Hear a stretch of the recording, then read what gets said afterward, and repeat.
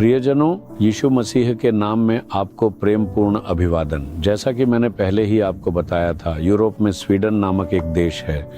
ये एक सुंदर देश है। उस देश में गोथेनबर्ग नामक एक शहर है। मैं उस शहर के पास एक द्वीप से आपसे बात कर रहा हूँ। मेरे पीछे जो आप देख रहे हैं वह स्वीडन का राष्ट्रीय ध्वज है।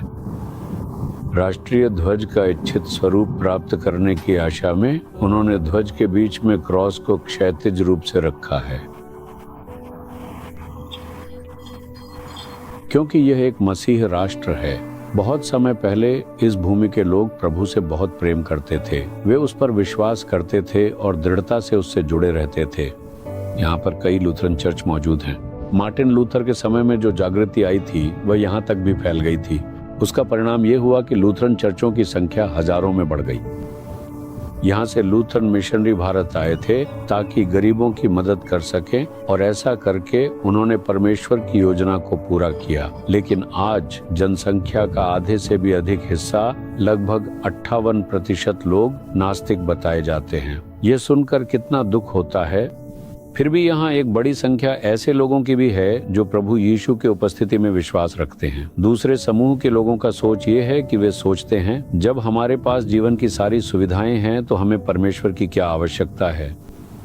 एक मसीह राष्ट्र को इस स्थिति में गिरते देखना बहुत ही दुखद है, लेकिन हाल के दिनों में इसमें बदलाव आ रहा है। एशियाई, अफ्रीकी और अरब देशों से कई मसीही काम के लिए इस देश में प्रवास करते हैं। वे अच्छी तरह प्रार्थना कर रहे हैं। एक आत्मिक परिवर्तन हो रहा है। इसके कारण एक जागृति बढ़ रही है और पेंटेकोस्टल चर्च भी बढ़ रहे हैं। प्रार्थना करने वाले लोगों की संख्या भी बढ़ गई है। प्रभु का धन्यवाद हो। तो आज प्रभु आपके लिए क्या वचन रखे हैं? यह प्रकाशित वाक्य अध्याय 2 वचन 10 में लिखा है, प्राण देने तक विश्वासी रह तो मैं तुझे जीवन का मुकुट दूंगा। प्रभु कहते हैं, मेरे बेटे और बेटी प्राण देने तक विश्वासी रह। यह गुण बहुत आवश्यक है, विश्वास योग्य होना। जब हम एक दिन प्रभु की उपस्थिति में खड़े होंगे, केवल वे ही जो ईमानदार और विश्वास योग्य थे प्रभु की आशीषें प्राप्त करेंगे। केवल तभी हम जीवन का मुकुट प्राप्त कर सकते हैं, प्रभु कहते हैं। इसीलिए जो बच्चे यीशु का अनुसरण करते हैं उन्हें विश्वास योग्य होना चाहिए। सबसे पहले हमें उस प्रभु के प्रति विश्वास योग्य होना चाहिए जिसने हमें बनाया और हमें छुड़ाने के लिए अपना लहू बहाया और क्रूस पर मरा। हमें उन्हें निराश नहीं करना चाहिए, बल्कि विश्वास पूर्वक उनका अनुसरण करना चाहिए। हमें उनकी आज्ञाओं का पालन करने में भी विश्वास योग्य रहना चाहिए।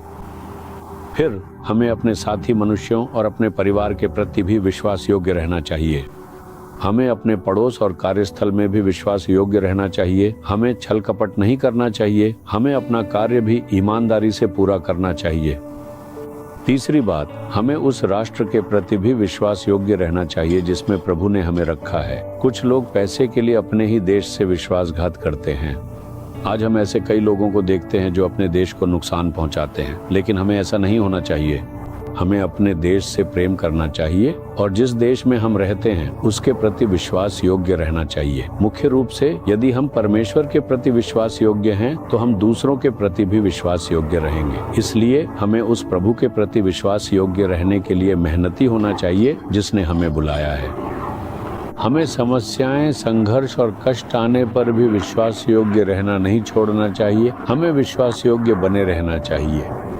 तब हम प्रभु का स्वर्गीय प्रतिफल अर्थात जीवन का मुकुट प्राप्त कर सकते हैं। अपने आप को इसके लिए समर्पित करें। संसार की सारी अच्छी चीजें इसी संसार के साथ नष्ट हो जाएंगी। जब हम एक दिन इस संसार को छोड़कर जाएंगे तो कोई भी संपत्ति या चीज हमारे साथ नहीं आएगी। लेकिन यदि हम विश्वास योग्य रहे तो वह गवाही हमारे साथ स्वर्ग तक आएगी। आप उसका प्रतिफल देख सकते हैं। इसलिए इस तरह कहें, प्रभु मैं अपने आप को मृत्यु तक विश्वास योग्य रहने के लिए समर्पित करता हूँ। मेरी सहायता करें और मुझे विश्वास योग्य रहने के लिए अनुग्रह दें। मैं यीशु के नाम में प्रार्थना करता हूँ। आमीन, आमीन।